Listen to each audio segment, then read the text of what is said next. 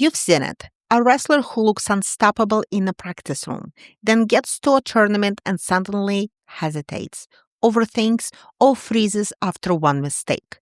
It's not about talent, it's the mental game, and it's trainable.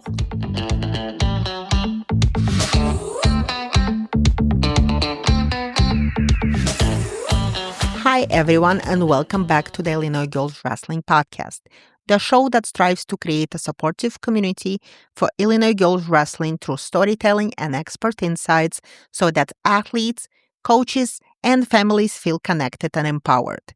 Can this podcast be helpful for boys? Absolutely. We are sharing a lot of great information about wrestling that boys can learn from. However, we also want to give girls and their families a space they can call their own. Today, we are talking about the part of wrestling that does not show up on a stat sheet, but decides close matches all the time. The mental game. Whether you're an athlete, a coach, or a parent still learning the tournament world, you are going to get practical tools you can use immediately during warm-ups, between periods, and right after mistakes. Let's get into it. Today's guest is Coach Russell Silverstein, sports performance and mindset coach, a wrestling coach, educator, and a father. Welcome to the studio. Welcome to the show. Hi, thank you for having me. It's a pleasure to be a part of your podcast. I'm looking forward to talking with you and helping your athletes and parents and coaches, whoever's listening to this, and improving our sport one step at a time. I am so excited because this is not the topic we have ever covered.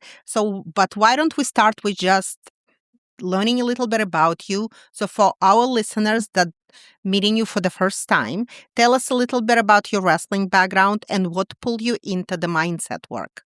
Absolutely, it's a great question. I love talking about it.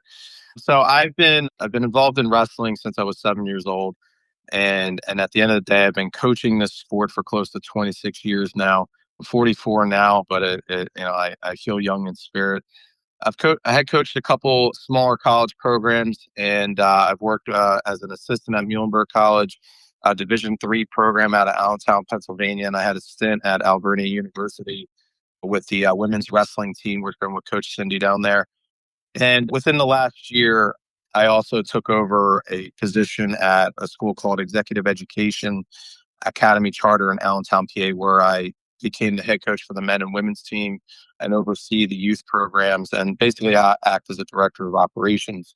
Now, during that time, I've also been a sports performance mental coach with the wrestling mindset or winning mindset with the Zanetti brothers, Gene and Jeff, who started this company back in 2008 and have built this into one of the, if not the number one program and company in the country, just with the way that they have developed a system that is consistently helping athletes just attain top level performances, not just in wrestling, but in 22 other various sports and areas of focus. So it's been a privilege. About 8 years now, it seems like just yesterday, I got a call from them saying, "Hey, we heard you're in transition. How about you be a part of our team?" And I said, "This sounds great. Let's do it." So it's been a true honor over the years. That sounds really exciting. So, let's talk about winning mindset. What does that even mean? So a winning mindset, it's an interesting topic because when I ask that question to someone that just starts with me, or I talk to a parent or a coach, and I'll ask them, I said, what exactly do you think it is that we do?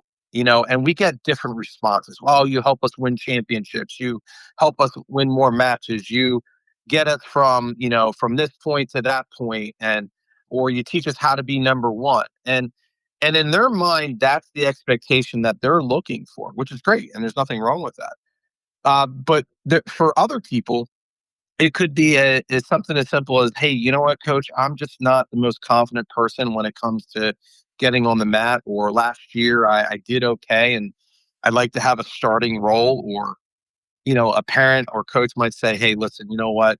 I just want these kids to walk away, not just with being champions on the mat, but also other social skills and virtues and things that we know your program is synonymous with, and helping them win in all areas of life." So winning mindset really is everything and anything. It's not just limited to one key construct or pillar where, we say, okay, we're going to make you an NCAA champ, or we're going to make you a state champ. We try to help everybody with as small as the goal may be or as big as the goal may be. We try to get them from point A to point B in a respectful time, but it takes process. It's not something that you can just flip a switch or say something and expect it to be done within 24 hours. It's just like hitting the gym. You gotta put the work in, be consistent, have routines, and keep moving things on a consistent basis. And okay, how about the flip side of it? What is the winning mindset not? So I love this question because again, you get some people that come in and they will say things like, "Hey, I want you to make my guy better. Just give a pep talk and help him win this match." And that for me, that's like putting a band-aid on a leaky pipe. It's not going to necessarily work that way. You can give words of encouragement. You can do things to help bolster confidence, but what winning mindset is, it's not a patchwork type of thing. It's going back to my original statement. It's the thing that you put time into. It requires longevity. And as we work on you individually, whether it's, learning about yourself, your confidence levels, how to relax under pressure, dealing with mental toughness, learning what motivation really looks like, getting a sense of clarity in your competitive and practicing states, what do you do when you get injured? And, how do we make sure that your nutrition and your sleep are being monitored and healthy? What does it mean to be a leader, not just in your sport, but on your team and your community? And I think a lot of people miss the boat sometimes when they realize that we're helping you from all avenues of your life, your personal, your academic, and your athletic. That's a lot. And I'm gonna guess that this is not a topic that, usually athletes, high school athletes, being talked about. And in so many cases, I am seeing athletes that are putting a lot of pressure on themselves. I'm gonna guess that some of these girls that have been successful in sport and they have been doing so well, and now they ex- they feel like everyone else is expecting them to be better. And I feel like this might be also a very lonely place to be, and they might not necessarily know what they experiencing. So really are we looking for as the mindset red flags? And you know what, you worded that very well. One of the things that we're seeing in our industry over the years, I think within the last 5 years, is the respect level that sports performance mental training is really starting to get. It's been a movement that collectively over the last few decades has pushed a lot of different ways. This mentality of suck it up and just do it really is an effective way to bolster confidence. So with our company in particular, we take the time to really address those red flags of competition. But a very common thing that I hear from coaches and parents, it's like, I talk to them all the time and I tell them to do this and I read this and I give them this stuff to do and they don't do it. And it's almost this mentality of, you're my coach, you're my dad. I expect you to say these things. But then you get a professional that comes in, another person that's a different voice, a different perspective, a structured, classroom type of taught material, and now all of a sudden you have eyes and ears full of attention because it's something different. You're hearing it from a different person. And then they deliver a message or they go through our training and our material, and we present things to these athletes, and then it starts to make sense because now they are open-minded. Now they're willing to open up their time because it's not the same thing over and over and over again. And the professionals and coaches that we have on our team, I think what also separates us is we're all either current coaches, former athletes. We have some amazing people on staff that have, we have former All Americans and Division One NCAA finalists and really, really accomplished people. And what we're all focused on as a team is these red flags, not pulling the trigger, no killer instinct, meaning as soon as that whistle blows, I freeze, giving the opponent way too much respect before you even shaking hands then and stepped into competition. You're wrestling the name before you even shake hands with them. Cautious, hesitant, afraid to make mistakes, you know, just not living up to your expectations, because the expectation that you have when you're in the practice room is you can crush anybody. But the thing is, there's nothing on the line at that point. But when we get to a live setting, a championship or some form of tournament or dual meet or whatever it is, now that the center of attention is on us, it's like, okay, I've worked really hard and I don't want to look dumb if I lose this match. So what we focus on with those red flags is we focus on consistent teaching and methods that are tried and true, and we slowly work through each individual red flag until we get to a point where they are consistent, they have established routines, they're good physically and mentally, they have a plan of attack. And and the biggest misconception is that with sports performance mental training is it's not going to guarantee that you're going to win your match. It's also not going to guarantee that you're going to lose either. What it is going to guarantee is that we're going to teach you how to put your best effort in every single situation. And whatever folds out at the end of when time expires, it was just that's what your story was meant to unfold. Fortunately, we're very good at what we do, and we're having a lot of success, and our athletes are doing phenomenal with the testimonials and things because of our coaches and our foundation. So just to summarize it, athlete would perform better in a practice room on a wrestling mat than in a competition because they hesitate, they're not sure that they can succeed. They may be respecting the name of the opponent a little bit too much, or they're just afraid to make a mistake. So I'm guessing this is what I'm hearing as just my major red flags. Once we know a little bit about it, what are the little things that the athletes can do right now to help themselves? Whether they reach out to us now or don't, and then they figure it out after the season's over, it just comes down to a decision of what is in your control.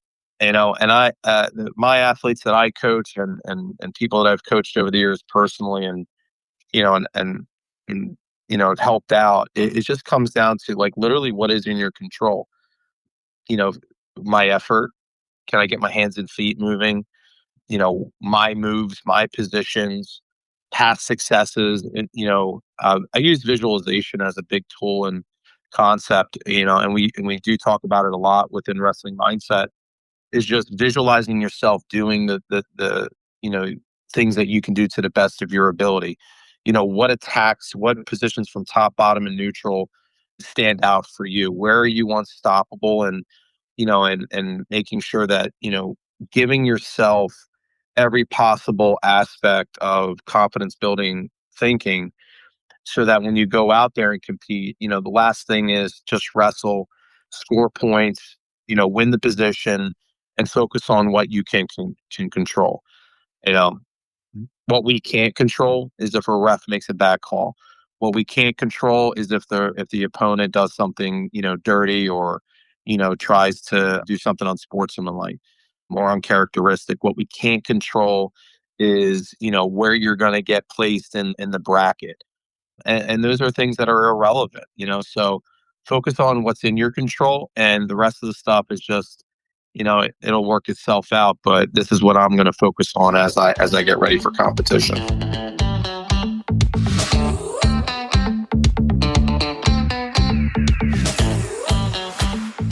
Okay, so let's say you have 60 seconds. You are about to go on the mat. And so what would be maybe top 5 things that you can think about? No, you know what? You're hitting the nail on the head, and we call it a mental reset. You got a really good example is the whistle blows, guy takes you down, girl takes you down, you and puts you to your back. They get the takedown plus the swipes, and now you go out of bounds. Now you're down 6 or 7-0, and you're like, what was that? you know? So in that situation, we talk about, okay, let's use an action, a word, a deep breath, something that signifies I'm letting go of this and I'm recalculating my focus. Now, when you recalculate your focus, what does that look like? All right, right now I'm on bottom. My job is to get out or reverse this person.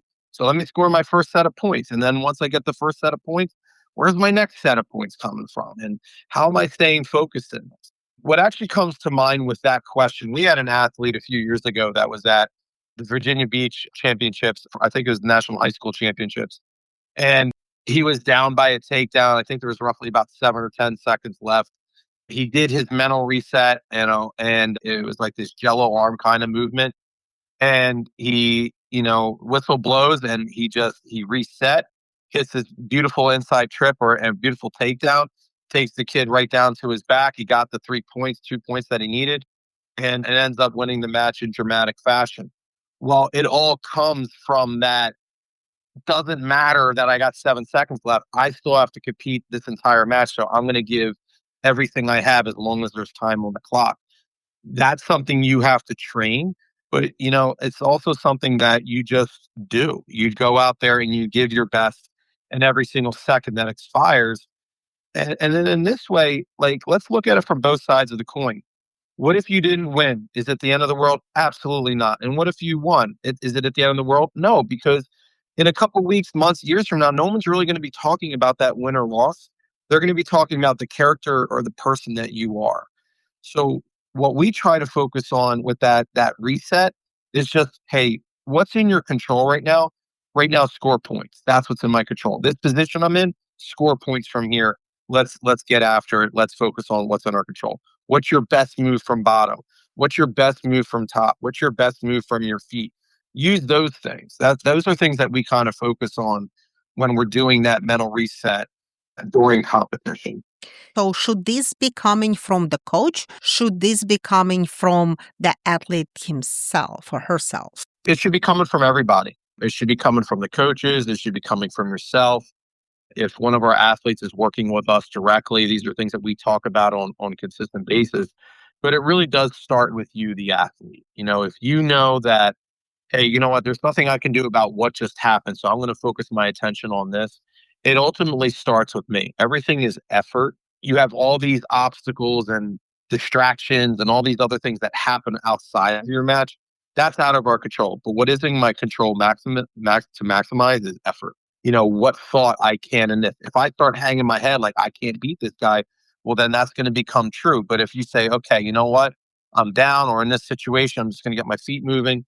That's in your control. So it really does start with the athlete and that key thought to get the next step to move forward. Give us an example of a 10-second reset. The brain is a very unique thing. I'll just say it like this.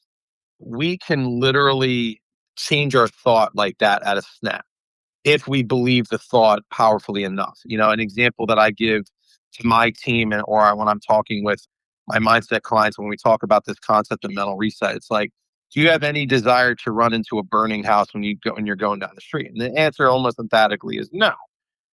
Okay, it's your house. Like, okay, yeah, I'm going in there to save or get whatever's important and get it out of there. Just in that instant, your mindset just changed from no, I won't to yes, I will. So that 10-second reset that you're asking can happen, but it comes through an action, it comes through a thought, and it's got to be pre-planned and predetermined. Like, if this happens, this is what I'm going to do. So what is that? I said it earlier. What is that plan of attack? It's just that, like, hey, if I get taken down with 10 seconds into the match, what am I going to do? How am I going to come back? But if there's only 10 seconds in the match and I'm down by one and I'm on bottom, rest assured I'm going to give everything I can. So I take a deep breath, clear my mind, focus on, okay, I'm going to hit my best moves from bottom, and I'm going to get out and win this sucker. And I think that that's a key component to that. But here is the biggest thing with that is that regardless if you win or lose the match, it doesn't define you. You get a bad grade on a test, it doesn't define you. You don't get that job you interviewed for, it doesn't define you. We always are going to deal with situations that go our way and don't go our way.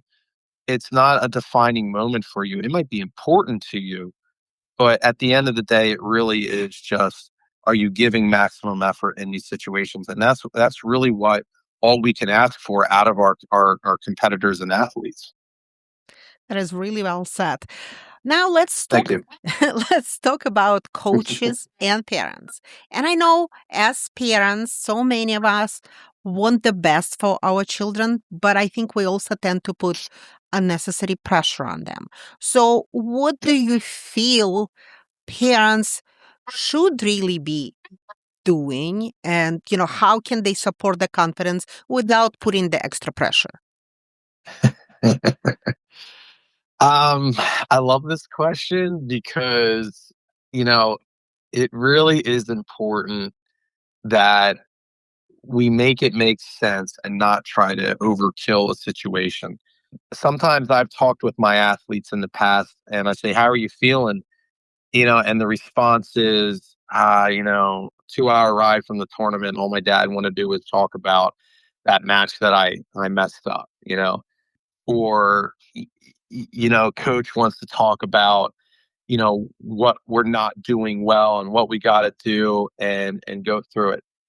There's a time and place for things. And what I've learned just as a coach myself, and I've had the privilege to be taught by some really great, great minds out there. I've got to work with phenomenal coaches at training centers and, off season events and things like that. Very, common names that you hear in wrestling. And one of the things that I've noticed with those coaches that are at the highest of levels, there's a common, first of all, it's calm, cool, and collected. They don't overkill what happened. It's like, yes, I know I lost. I get it. Yep, it's embarrassing. It sucks. It stinks. It burns. Whatever. A lot of them are like, okay, you know what? Knowing what you know now, what would you have done differently? Well, I wouldn't have put this, or I wouldn't have done that, or I would have focused on this a little bit more. Great. All right, we're going to go work on that in the practice room. That's the conversation. Now you have a to-do list of what you're going to go do when you get back to, the practice. There's nothing that you can do about it. In fact, we're talking today. What was it? RBY and Spencer Lee met, I believe, in the finals at a out of country event, and Spence, had a good go against RBY, and I don't know what exactly happened in the role, but RBY broke his foot today, Oh, and it's like a situation like, what do you do in that moment? Nothing. There's nothing you can do. But coaches and parents put so much pressure sometimes on our athletes that if they would just pull back and let the process be the process and let them develop and cultivate and train the right things, you would see that they would have better results through the process. That's why Penn State is doing such a phenomenal job right now. It's because they have some absolute hammers in the room, but they're having fun. They're cultivating. They're constantly working and getting better at their situations. You don't need to be the loudest coach in the room. You can be calm, cool, and collected, and get your point across. And that also helps with absorbing knowledge. And it's been proven that a fun atmosphere is a lot more retention forming than yelling and screaming and blaming. What didn't happen. I don't know what the exact percentage is, but it's very, very high. I would estimate, I think they said something like 60% higher retention rate in most cases when you have a fun, more interactive and properly calculated calm atmosphere. what do you think is one thing the parents should not be saying to their kids when they first get off the mat after losing a match? So it's funny. It's like I always joke around with this. They come up.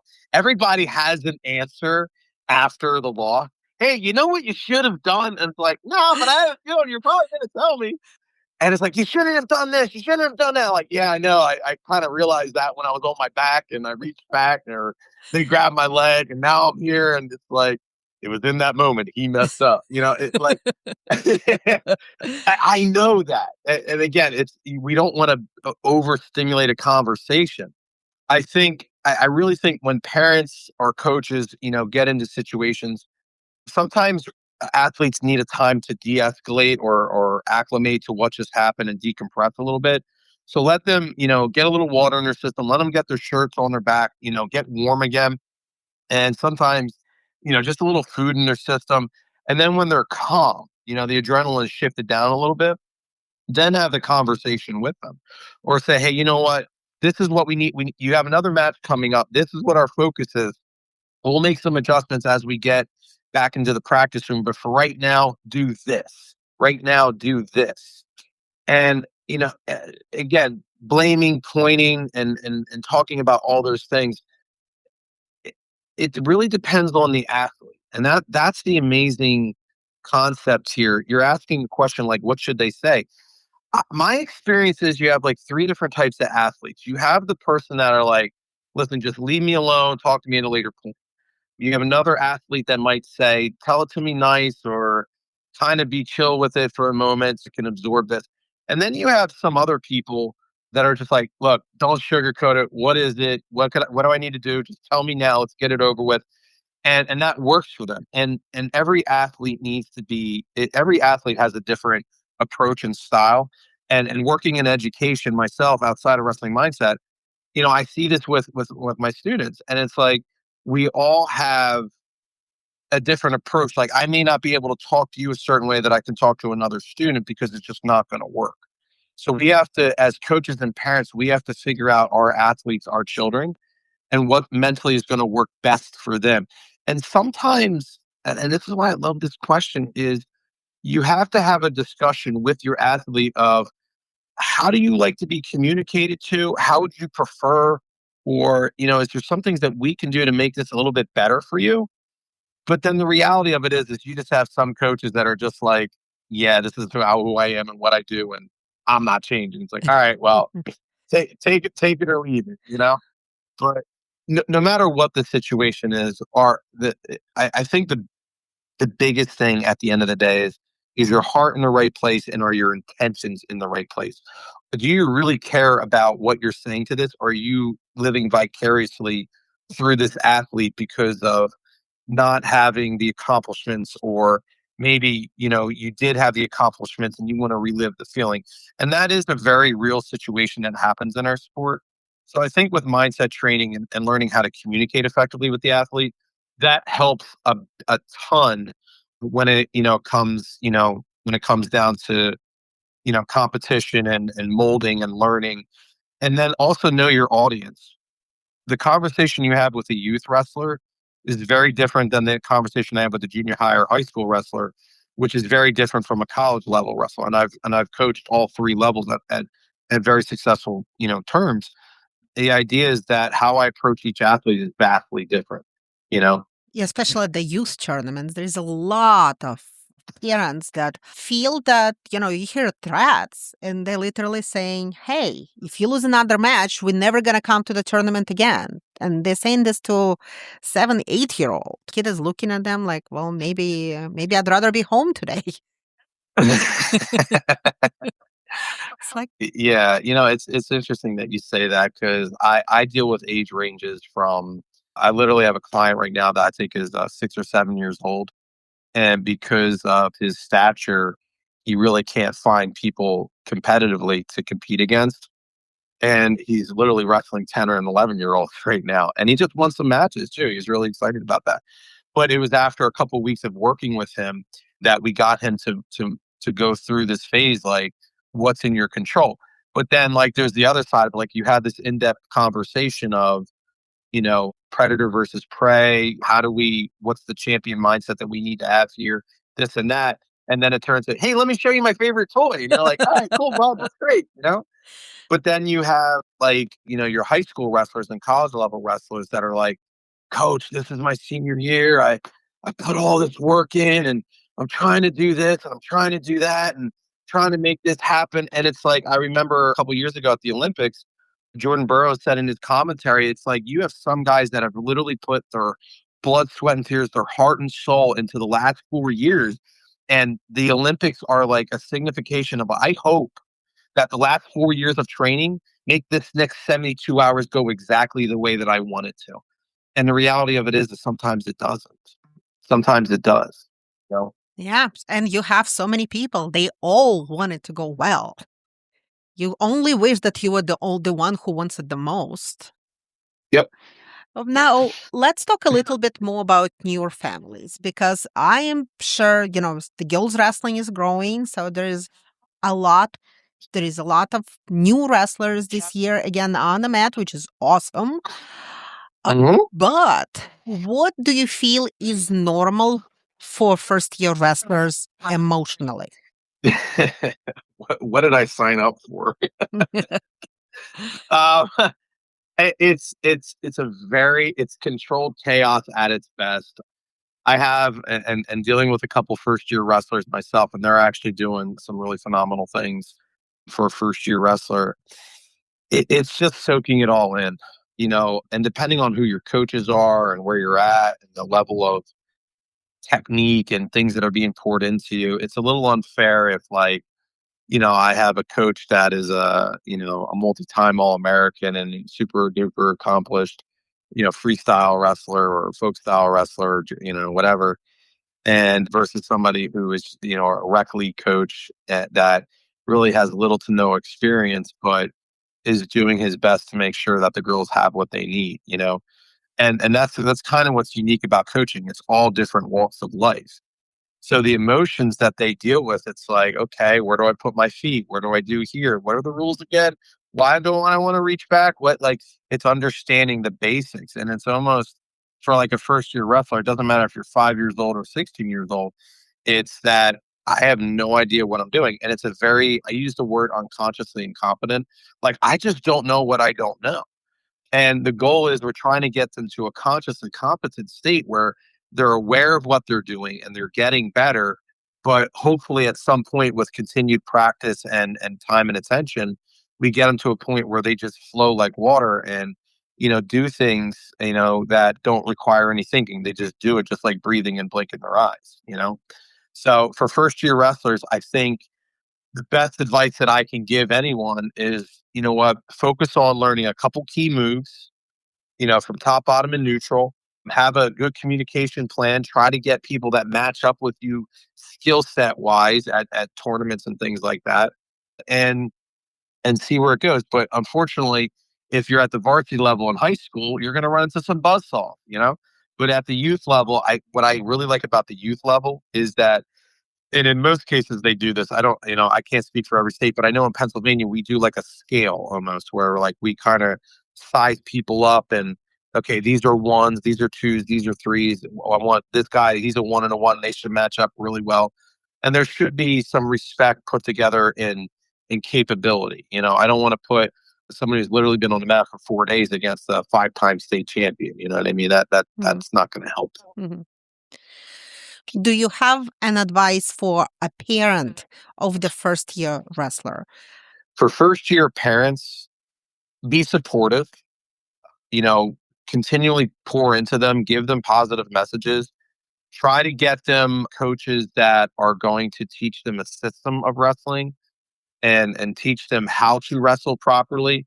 Like, there's no sense in a coach yelling and screaming and using certain language that really doesn't have any place in the wrestling room and then expect them to go out and be killers.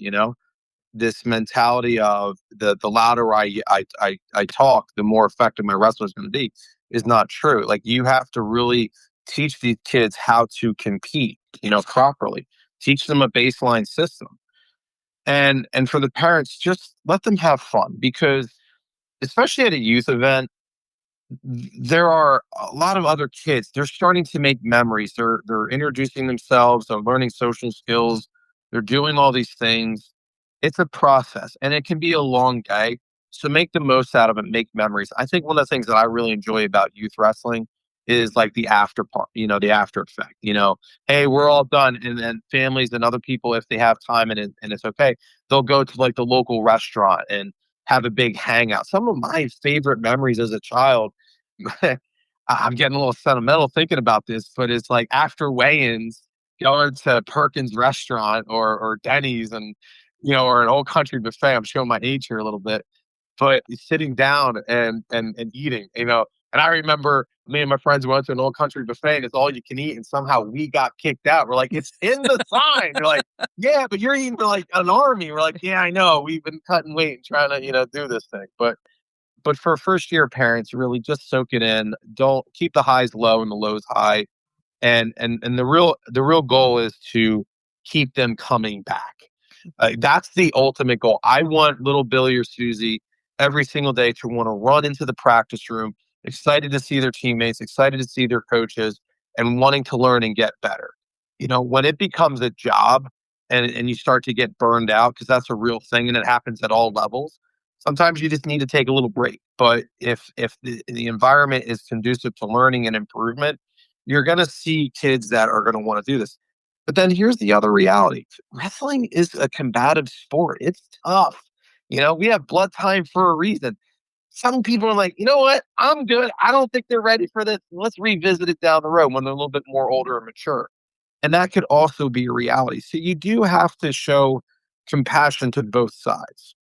This has been a very valuable interview, and I absolutely love it. Where can our listeners learn more about what you do? And, Yeah, yes. you know what? And I'm glad that you asked that. So one of the things I want to provide to your listeners is if they go to our website and we are offering free trial sessions and everything. It's zwinningmindset.com. Just in the promo code in there, put Illinois podcast, so we know that they heard it from here. We'll get you set up. There might be a possibility that you might be able to work with me, but if not me, we have about 80, 90 plus other coaches across the country. I actually know they just went on a hiring spree, so there might be more. Mm. And then for the listeners, obviously follow us on Instagram and social media and TikTok and Facebook. If you're more than welcome to follow me on my Instagram, it is at Coach R Silverstein, Silverstein. Follow me there. I try to put motivating stuff and different things.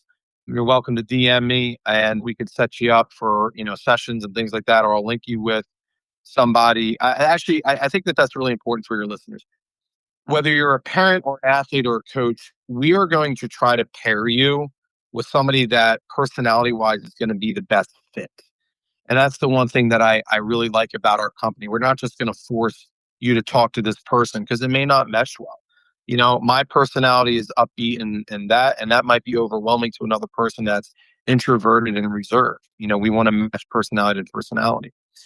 But they can go online, get more information, sign up. And then also there are blogs, there are videos on YouTube.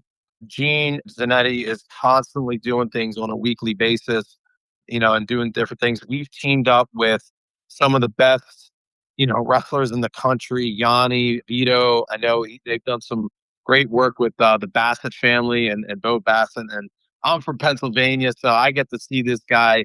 I've seen his whole high school career essentially. And now I can't wait to see him, wrestle up at Virginia Tech next year. And it's just it's really cool so that the people can go to this, get more information. And again, it's not just wrestling. We have 22 other things that we do. So you got a football team, we got that. You got basketball, volleyball, hockey.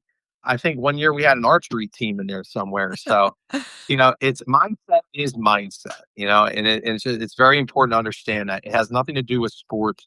It has to do with how you control your emotions and feelings and thought processes as you're going through any type of state that requires your focus. Thank you once again so much for jumping on the call today and giving us all this great information.